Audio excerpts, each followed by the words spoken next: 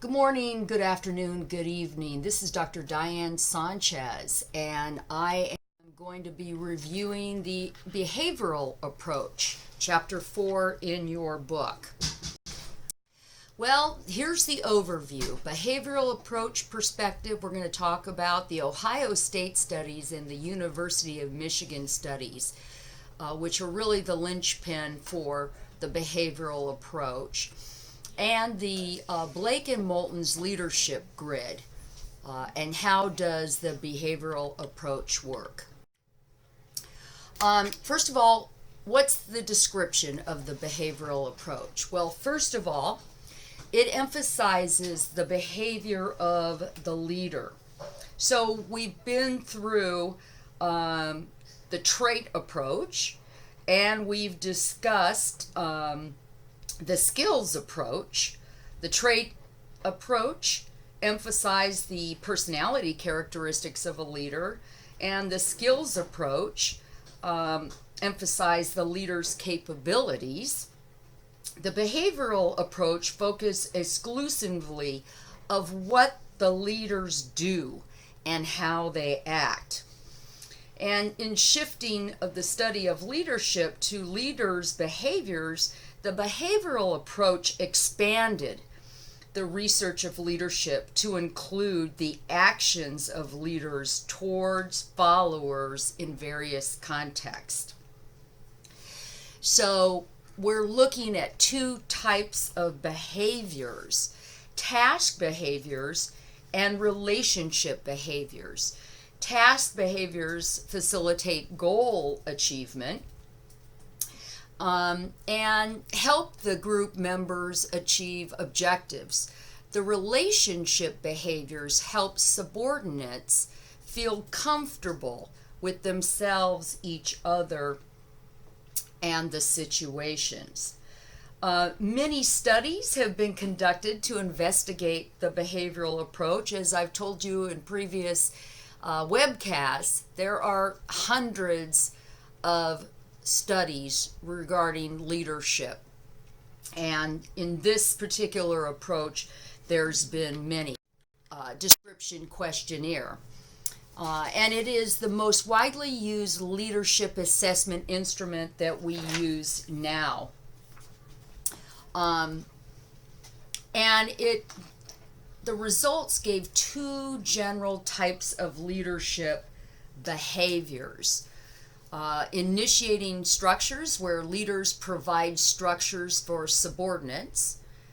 So that task behaviors, right? Organizing work, giving structure to the work, context, defining the role, responsibilities, and scheduling work activities. Consideration is leaders that nurture their subordinates, which again we're looking at relationship behaviors, building camaraderie, respect, trust, and linking and liking between leaders and followers. So it's a fascinating study.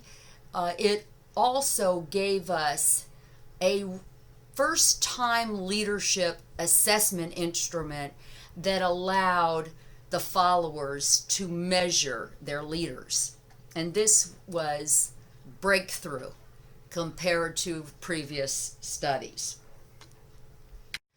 The University of Michigan studies explored leadership behavior by emphasizing the impact of leadership behavior on performance of small groups.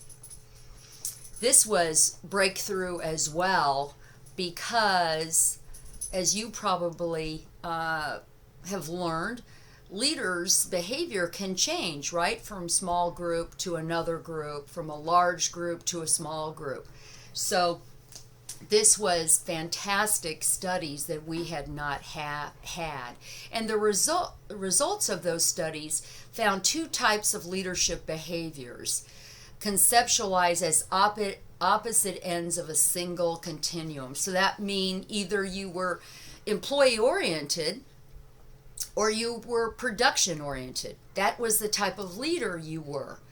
Either you were strong in human relations and you had a people emphasis, or on the other side of the continuum, you were a production orientation. So you stressed technical aspects of the job.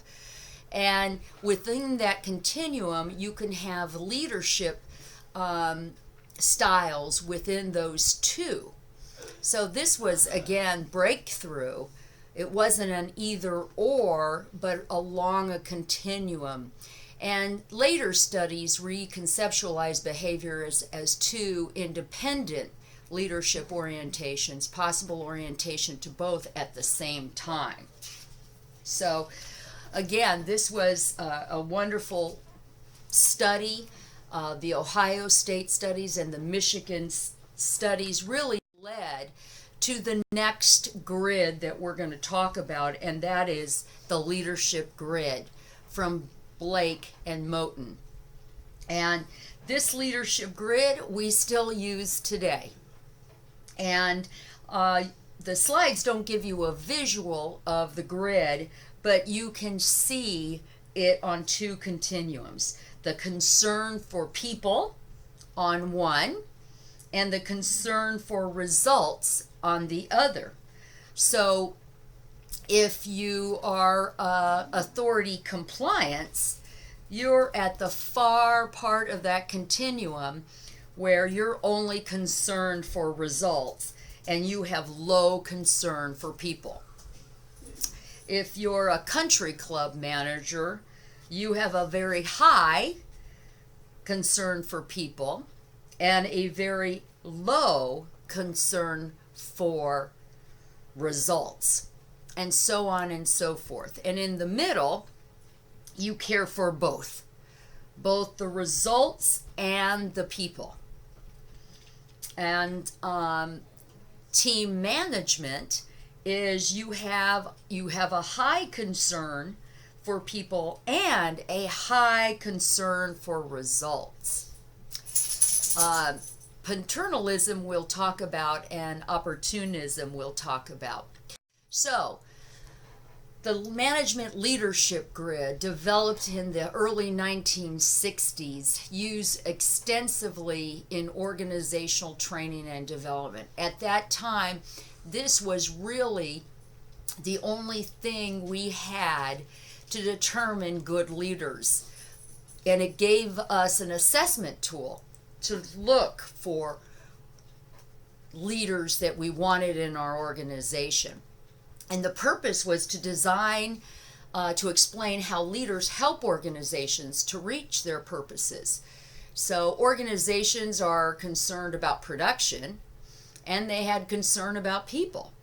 So how is a leader concerned with achieving organizational tasks, and how is a leader attending to the members of the organization who are trying to achieve its results? So that's what the leadership grid gave us, and that's also what the assessment tool gave us.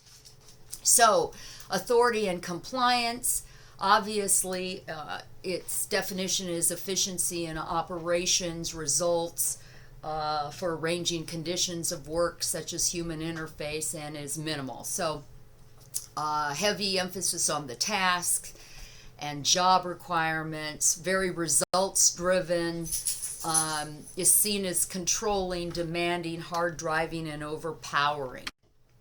The country club leader is thoughtful and attentive to the needs of the people, leads comfortably, is friendly, has a great organizational atmosphere.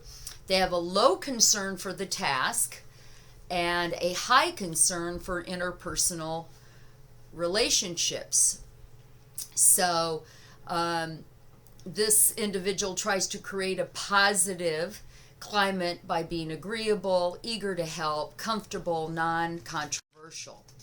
The impoverished leader has minimal effort exerted to get work done, is appropriate to sustain organizational management or membership. So they just want to survive.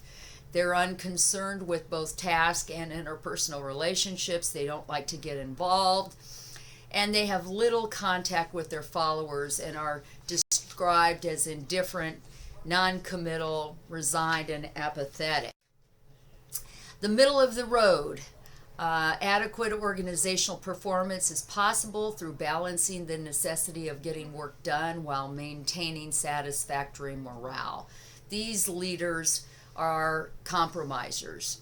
They have immediate concern for task and people who do the task. So they try to achieve equilibrium and avoid conflict. They're described as expedient, prefers the middle ground, soft peddlers, swallows convictions in the interest of progress.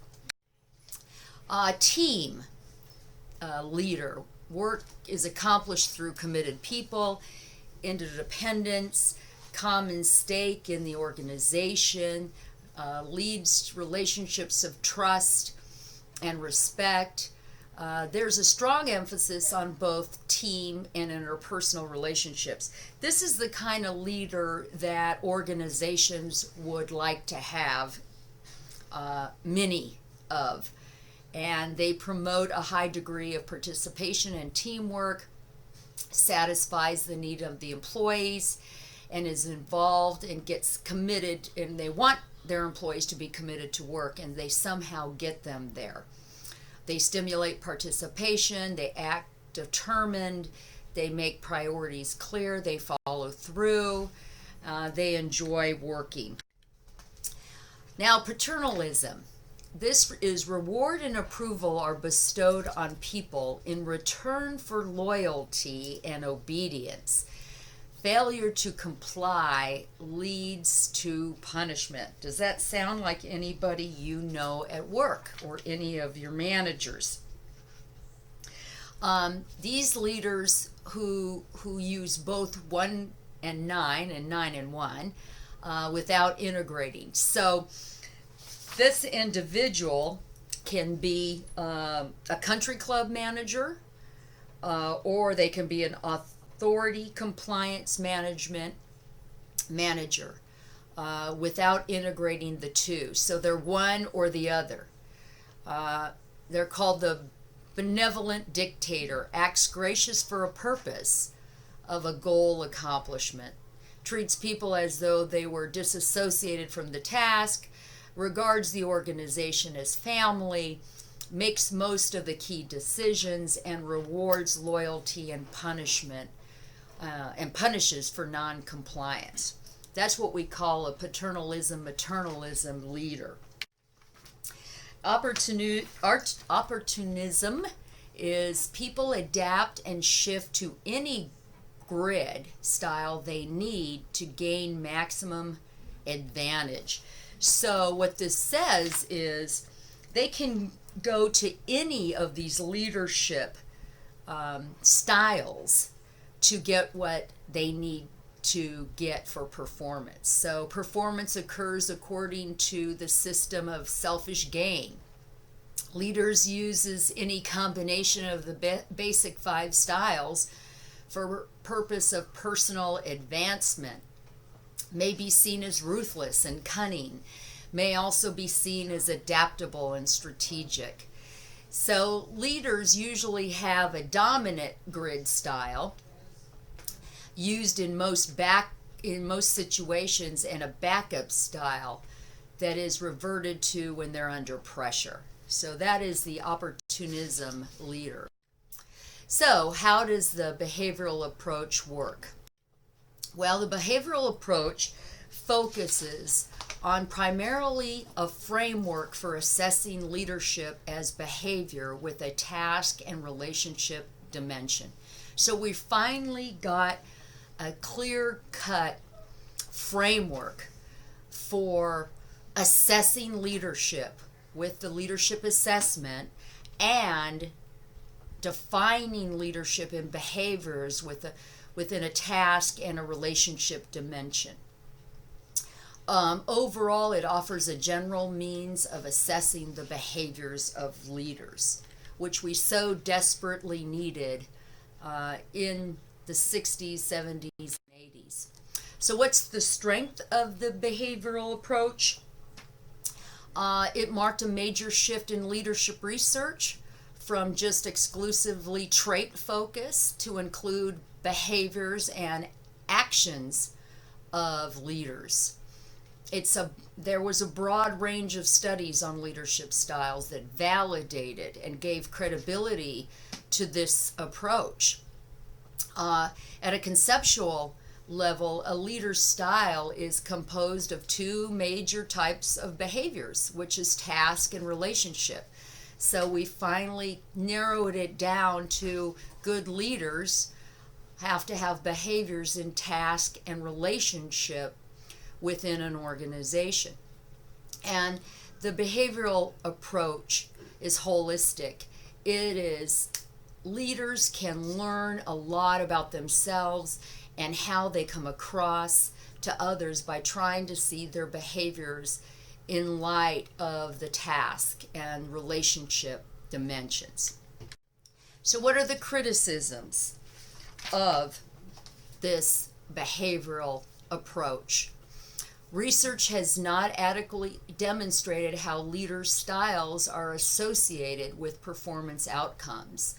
So we've got a managerial grid with different styles, but the research hasn't found how the performance outcomes are measured, right? So if you're a country club leader, what are your performance outcomes? Are they good? Are they not so good?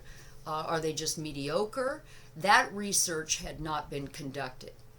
There's no universal style of leadership that could be effective in almost every situation. So contextual factors such as team goals or cross-functional team membership may require varied leadership styles.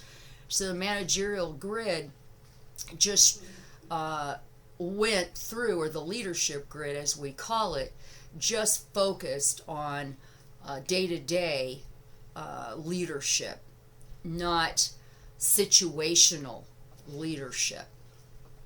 It implies that the most effective leadership style is a high task, high relationship.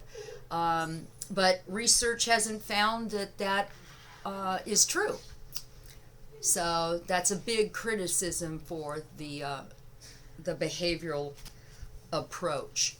And most of the research that was conducted was done in the United States. And so this research regarding the behavioral approach didn't factor in different cultures that may prefer different leadership styles.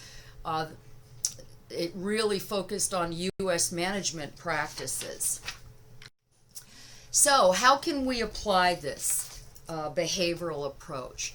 Well, we still, to this day, in the 21st century, have leadership training and development programs that are designed along the leadership grid. We teach what a country club leader is, or manager, team management, middle of the road. We still teach those things. It also gives us the opportunity to assess our own style, right? Managers can now determine how they are being perceived by others and how they could change their behaviors to become more effective. And that was done by the leadership development questionnaire. And the style approach applies to nearly everything a leader does. So that's the behavioral approach. And I think it's really the beginning of more research that we were needing so much in the late 1960s, 70s, 80s, but it really did become important for the 21st century leadership studies that we have today. I hope you enjoyed this webcast, and as always, if you have any questions, please don't hesitate to email me or call me. Thank you.